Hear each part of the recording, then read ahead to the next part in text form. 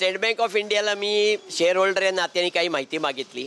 त्याच्यामध्ये त्यांना विचारलं की तुम्ही बडे कर्जदार म्हणजे 100 कोटीच्या वर ज्यांची कर्ज थकली आहेत अशा किती लोकांची कर्ज तुम्ही राईट ऑफ केली आणि त्यातली सबसिक्वेंटली किती वसूल झाली। तर तो आकडा खूप भयंकर आहे। 1.5 लाख कोटीची कर्ज त्यांनी गेल्या 9 वर्षात या बड्या कर्जदारांची राईट ऑफ केली, पुस्तकातनं काढून टाकली आणि सबसिक्वेंटली त्यातली फक्त 25,000 कोटी रुपयाची कर्ज वसूल करता आलं। त्यांना यश आलं 16%।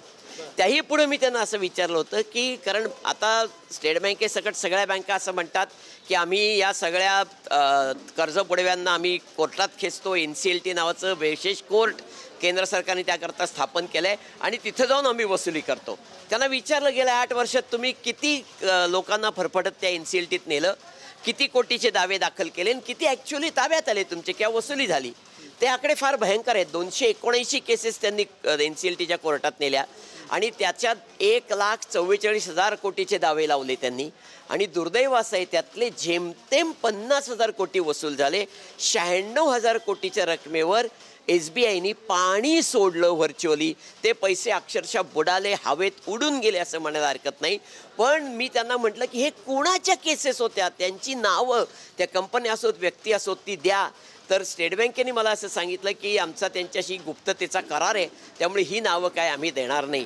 म्हणजे जो माणूस कर्ज बुडवून चुना लावून तुमचे पैसे पाण्यात घालून गेलाय त्याचं नाव तुम्ही गुप्त ठेवता आणि दुसरीकडं 50 लाख 60 लाख 1 कोटीपर्यंत ज्याचं घराचं कर्ज थकलंय, ज्याला व्याज हप्ते भरता आले नाहीत त्याची नावं गावं वर्तमानपत्रात जाहीर नोटिशीद्वारे जाहीर करता आणि त्यांना पैसे घर विकून वसूल करता।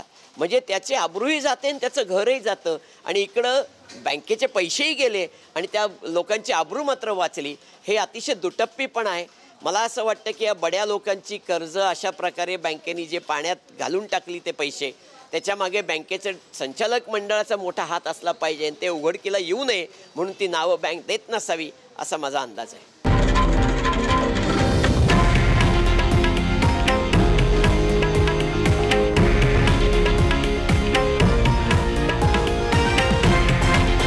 हे आहे देशातील नंबर 1 न्यूज नेटवर्क आणि आपण पाहत आहात TV9 मराठी, एकमेव।